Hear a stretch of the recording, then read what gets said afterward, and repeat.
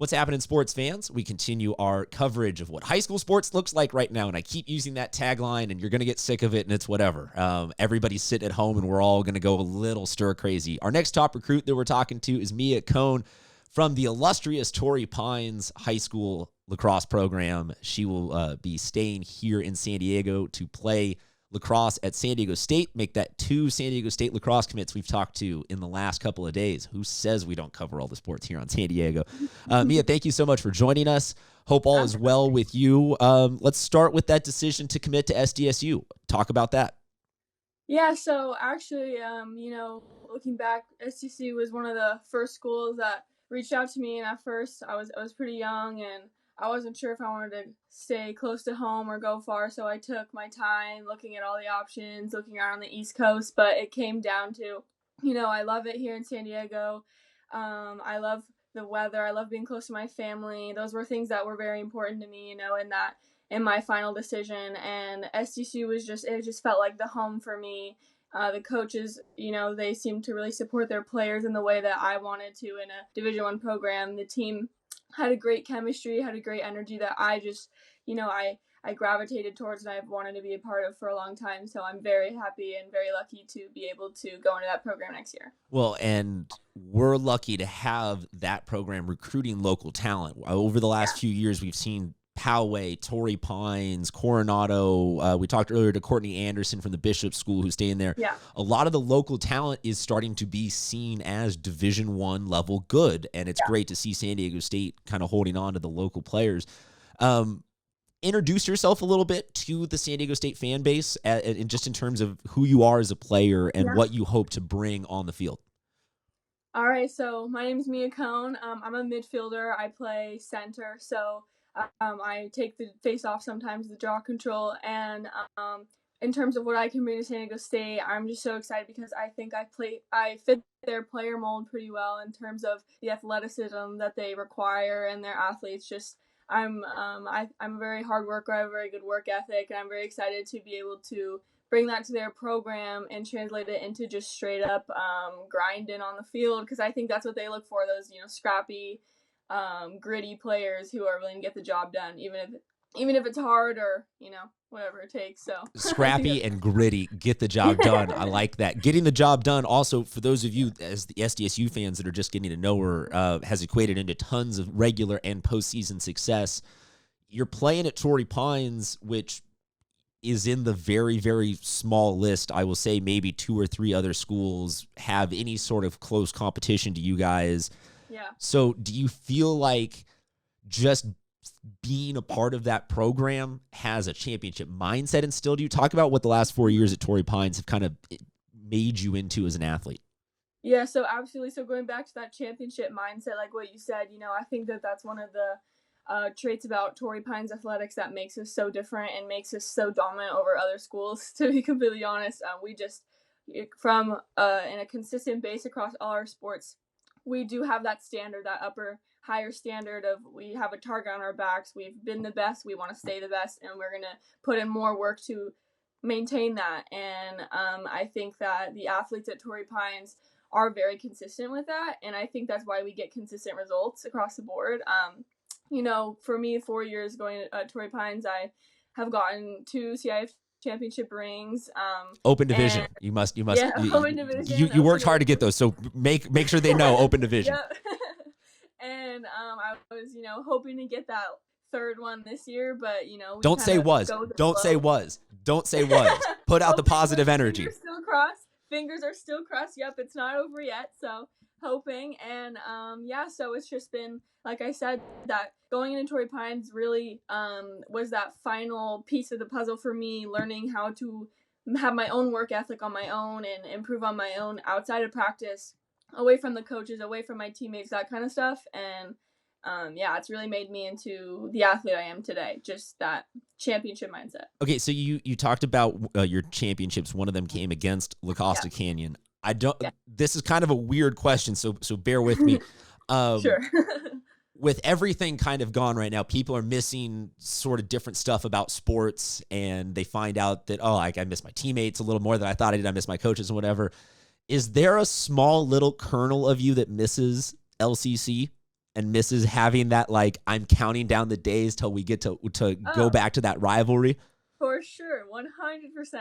Absolutely. It's something that I tell my teammates as well and the younger girls, like, we love the competition. We love the rivalry. We love the hard games. That's what you want to play. It's not fun to play teams when you're blowing them out and that kind of stuff. You want the competition, and those are the teams that do make you better. Well, and I think that I Yeah. think there's a lot of teams right now that are kind of experience that emotion of like, oh, you know what? I think there's some Cathedral Catholic guys that are like, low key, I miss having Saints right now to be my rival. Like, there's a couple of those Absolutely. where, hey, everybody, we actually realize that for as much as they're our rivals, they kind of give us that fun Yep. part of the season. So everyone's weird on the emotional spectrum right now. Yes. Yes. How'd you end up playing lacrosse? It's not a huge sport out Yeah. here. It's starting to come out back east. It's everywhere. So Yeah. how'd you wind up with Lax? So, good question. So, my older brother actually started playing lacrosse before I did, and I immediately was drawn to it. I would always ask to throw the ball around with him with a boy stick. I'd be out there, and and I just always had been so attracted to it. And so then my parents encouraged me, you should go play for a girls team and go try it out. So we went and got my girls stick, got it strung up, was super excited, and I started playing with the Wildcats program, which is a rec league, and when I was in 6th grade. And so at that point, it's kind of pretty standard average age to start. Here in Southern California, on the West Coast, as you said, it's not as big. So the girls starting come in a little later, but I had always been in sports my whole life. So I think for me, it was a pretty smooth transition into that sport. And I just stuck with it. I loved it. I stopped playing once I entered high school, and I knew this was what I wanted to do and wanted to focus on. I stopped playing other sports. I used to play basketball and soccer, and I just loved lacrosse so much. It's what I wanted to spend. I wanted to dedicate my high school athletic experience to. And I played field hockey as well for Torrey Pines a couple years, but I honed in on lacrosse, and I'm so glad I did. What's the ideal version of the game look like for you? The guys and girls games are Mm-hmm. a little bit fundamentally different sports. They get pads, you don't, different sticks. Do you want to just play their version of the game? What's your ideal girls lacrosse? That's a really interesting question. I think you can go both ways on that because I respect how the boys play. It's really fun. It's fast paced in a certain sense, but at the same, in the same sense, our offense moves much more quickly, like differently in terms of our own running and how we move. They're passing like this and going around, and they're more physical, like you said, because they've got the pads and the rules are different. And I think both versions of the games are amazing and they're both so fun, but I'm pretty content with how the girls lacrosse game is now. I think it is, for anyone who plays and anyone who's watched a girls lacrosse game in their life, they know it's so much more physical than they believe going into it. And so it's not a matter for me of, I feel like it's not, physical enough or gritty enough. I think it's just different. Well, I enjoy the quick restarts that they've moved towards speeding it up a little bit. I think it's becoming a lot less complete stop, go, stop, go. And that has definitely helped.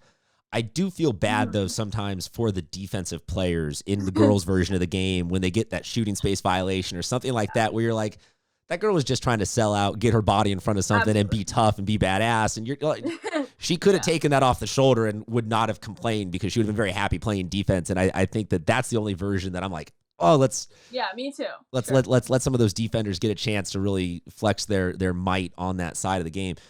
Hypothetically, let's worst case scenario, let's say that we have seen the last of this season. What do you think something that you're going to miss about Torrey Pines? I know that's a loaded question probably, but what comes to mind when I say that what are you going to miss about being there? I mean, for me, there's just something so different. I've played club lacrosse pretty much my whole lacrosse career, and there's something so different about the culture at Torrey Pines and the culture of Torrey Pines athletics and how, our team gels together. And so the first thing that comes to my mind is the teammates, and I'm going to miss, the girls who I've played with forever. The senior class of my class I've been playing with for so long since I just started, and I'm gonna miss them more than anything. I'm gonna miss, my head coach, my assistant coach, Caitlin Doucette and Kelly Connors. I'm gonna miss them more than anything too because they've coached me since I was in 7th grade and they've taught me everything I know. And I respect how they have their program. I'm gonna miss them and my teammates more than anything. I think those are the things that come to my mind first. I mean, it certainly is completely unknown time. So I Yeah. asked that as a worst case scenario. I think there's a best case scenario, and everything in between. We all send out these positive vibes and hoping that we get some sort of senior send off. Don't know why that was so hard to say. It's 2 words. I should be better at saying that kind of stuff. But until all of that gets back to happening, what are you doing? Like what is an average day for you? For me, it's business as usual. Personally, it's, if anything, I'm using this time, to my advantage, and I encourage like other athletes to as well. We have so much more time on our hands just from not being in school. For me, I sleep in, I take advantage of that, and then it's go to work out. We're playing lacrosse. You're using this time. You're not wasting a minute, because there's people out there who are using it too, and using this time for their bettering, but you want to be better than them, and you want to work harder, and you want to utilize your time more efficiently and become the best player you can. So that's what I've been focusing on, just working out. So for some of the lacrosse players that are out there listening, are you watching YouTube videos? Where are you ingesting new lacrosse? Like what kind of resources maybe should people look to help educate themselves while they can't have a coach around them? I think in terms of the game and educating yourself, game IQ, that kind of stuff, definitely YouTube has games, Division I games, full ones that you can watch. I know I've done that several times personally, just out of boredom or out of wanting to see different style East Coast play. Maybe I watch the Boston College, Maryland games all the time and want to see how they run their offense, what they're doing. So I think Sam Apuzzo last year for Boston College's offense was a lot of fun to watch. Oh, absolutely. Yeah, she's great. And I got to watch her the national championship when BC beat JMU a couple years ago. And I remember she did some crease roll, and she tripped up a girl in the back of the net and completely broke her ankles. And I really respect Sam Apuzzo as a player too, and I like to watch her on YouTube as well, and I think she has a great style of play. So okay, so that let me ask you this, going off the breaking of the ankles. What's the best feeling in lacrosse? Like baseball players will tell you, when they really connect on a home run or a slam dunk. Like, what is that sort of best sportsy feeling or moment for lacrosse players? I think the best. So there's just so many different components of the offense and the defense, right? Okay, so at least for you then, for your experience.